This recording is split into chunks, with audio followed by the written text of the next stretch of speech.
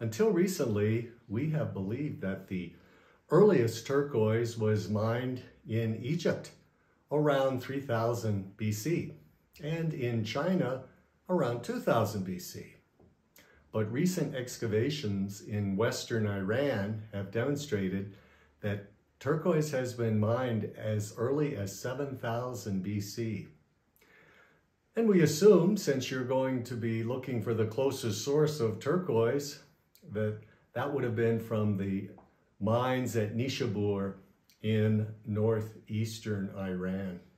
So Persian turquoise has been an important part of the story of turquoise for a long time. So recently I was able to meet with Shahryar Zamansani and his wife Farideh, and we had a nice interview with them, and we got to see some really beautiful turquoise. So that's what we're going to share with you today. So I hope you enjoy your visit with Shahryar and Farideh as much as I did. So welcome, Farideh and Shahryar Zamansani. Yes. You see how good my Farsi is. And their company is top-turquoise.com. Correct. And I've known Shahryar for several years, and he has, in my opinion, the premier Persian turquoise source here in the United States.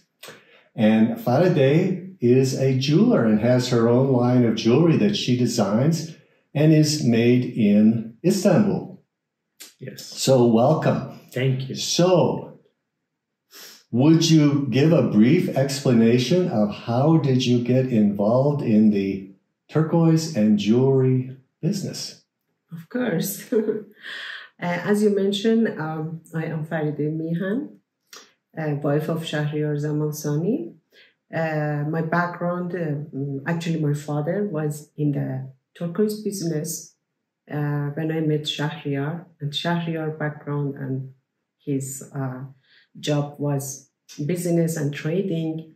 That's why we decided to match this knowledge of the turquoise, stone and jewelry and the business together to present to the world Persian turquoise. Well, that's been a wonderful combination, and we've been the beneficiaries of that. And Shahryar, you know that you've been the beneficiary of your beautiful wife. Thank you. Yes. So we have spoken quite a bit, and I've mentioned in previous blogs, and for our viewers, if you want to learn much more about Persian turquoise, we have at least 2 or 3 on the blog where we explain some of the background, some of the history, and we really encourage everyone to look at that. But what are some of the challenges that you face importing turquoise from Iran? Well, Mike, as you mentioned in your previous videos and notes, is unfortunately because of the Iranian politics situation, we have our challenges. The sanctions, the currency inflation, and all that has put a lot of pressure on every community, but especially turquoise community. Devaluation of the currency has raised the price of every life means, and unfortunately that's why it becomes more difficult and challenging. And there also is, I believe, a little bit of mismanagement of the, mine.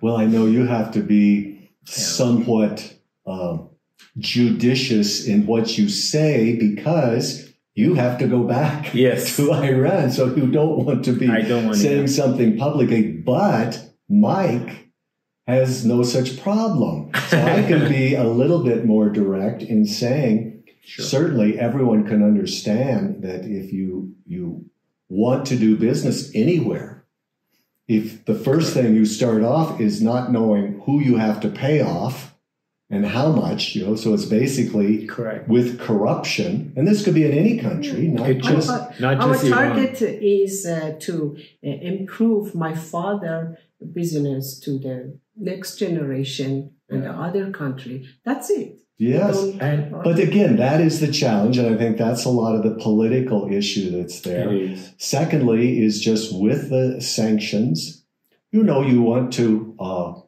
develop your business, and a lot of that has been in the newer claims coming from the south in Kerman province. Correct. Where there's much more turquoise that is being stabilized and treated. Exactly. But you go in, you make all your prices together. My turquoise costs this, my treatment costs this, my transportation costs this. You factor all. Yeah. Then you go back 6 months later and 300% more. And how do you go back to your customers and pass that on? Exactly. It's very, very difficult. So I periodically go there, and we're a turquoise community. There's unions in the bazaar. There's a turquoise bazaar, and then there's turquoise mine, and they have separate unions, and there's a certain amount of villagers that they work there, and they have shares, and that share has to be, once it's mined, it has to be auctioned among them,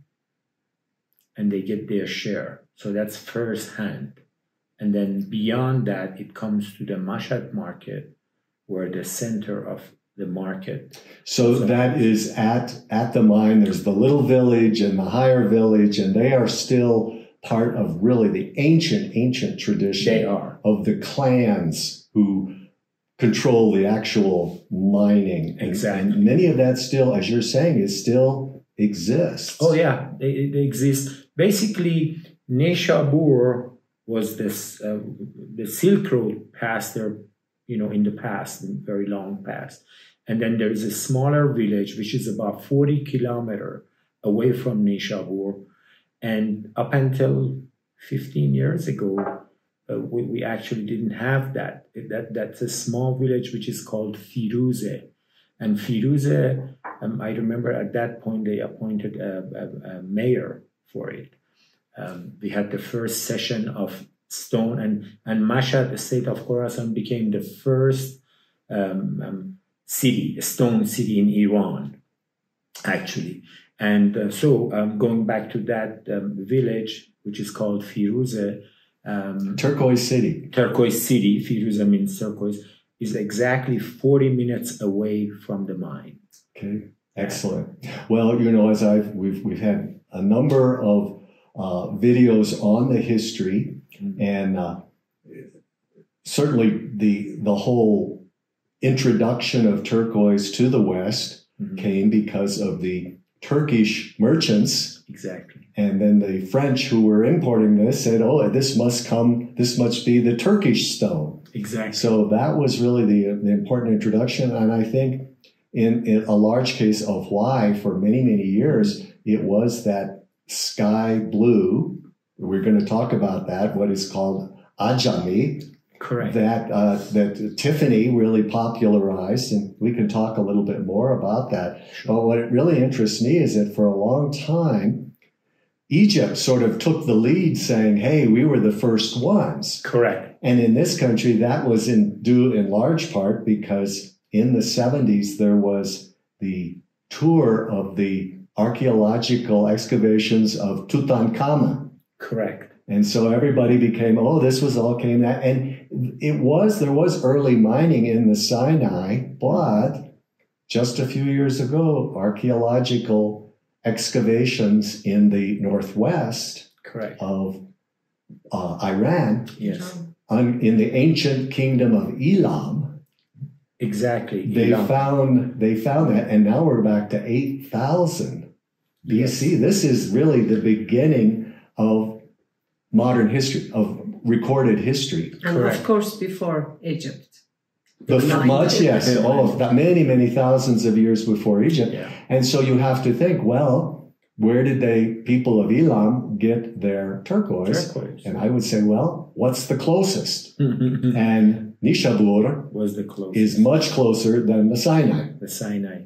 Yes. Correct. So there's got to be you have to feel proud you have the bragging rights now. We really about the first turquoise. Yeah, that's so. Right. We've talked about turquoise a lot. Let's look at some turquoise and some beautiful jewelry. Yes. All right, so we're seeing some beautiful top turquoise here. Yes. And some beautiful Faride jewelry. So Faride, why don't you tell us a little bit about this jewelry? Yes. My designing about jewelry, it's going back to 1985. At that time, my father was pushing me to go to university about the gemology and jewelry designing. That I didn't. After me and Shahryar, we start business about the turquoise. After 1 and 2 years, I found we need the jewelry. That's why I educate myself about designing, mostly designing, and because I had I studied in a university literature of Iran. I was in love to historical and ancient design. That's why I start my jewelry to in a style of looking ancient and historic. Wonderful. It's very, very beautiful. Now, Shahryar, we've got some examples of some of this blue, and as you mentioned, this would be the traditional clear Ajami, but we have two different colors here. Maybe you can point those out. Sure. Well, in a Nishabur mine, despite of the huge variety, two of the superior quality of turquoise is basically Shajari spider web, which is this especially this dark. The webs are tighter and the color is darker, and in addition to that, the host rock is red. So this is one of the, I could say without a doubt, one of the best quality of Nishabur Shajari. In addition to that, as you can see on the side, the webs are a little bit wider. So the blue is more, obvious, and this is also superior. As we know in the market, there's high demand for both of these qualities.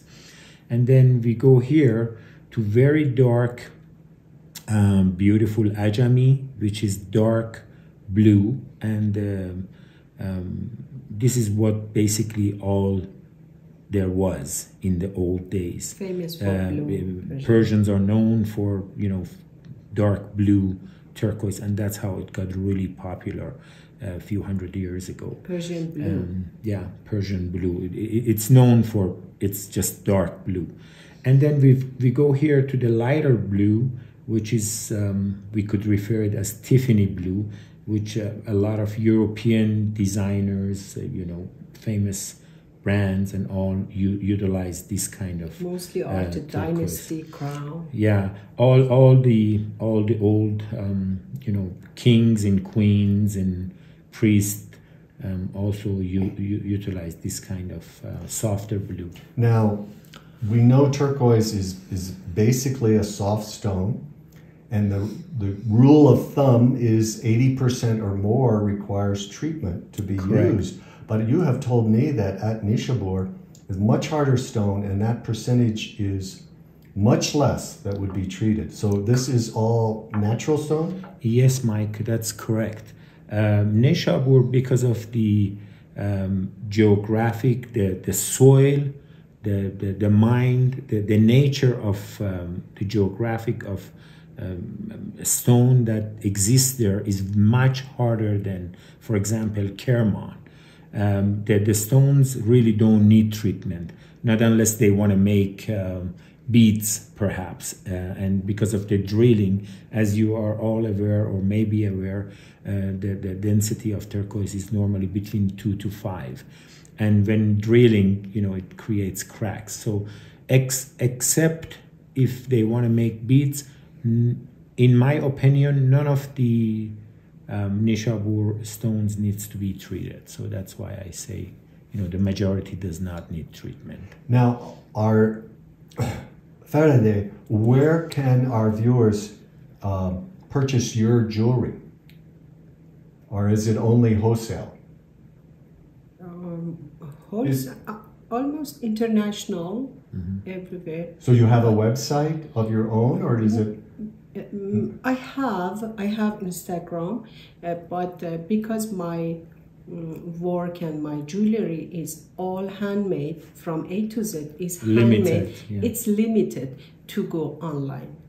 That's why it's very exclusive for some. Only in trade shows. So it would only be at the trade shows that they would see that. Now, this turquoise we're seeing now, though, is available on top-turquoise.com. Correct, Mike. Okay. Yeah, it is available. So anyone who wants some really top-grade turquoise that you can depend on with an honest vendor, I can highly recommend Shahryar and topturquoise.com. So thank you very much to both of you for sharing your time. Thank you for having us, Mike. Thank you. Thank you.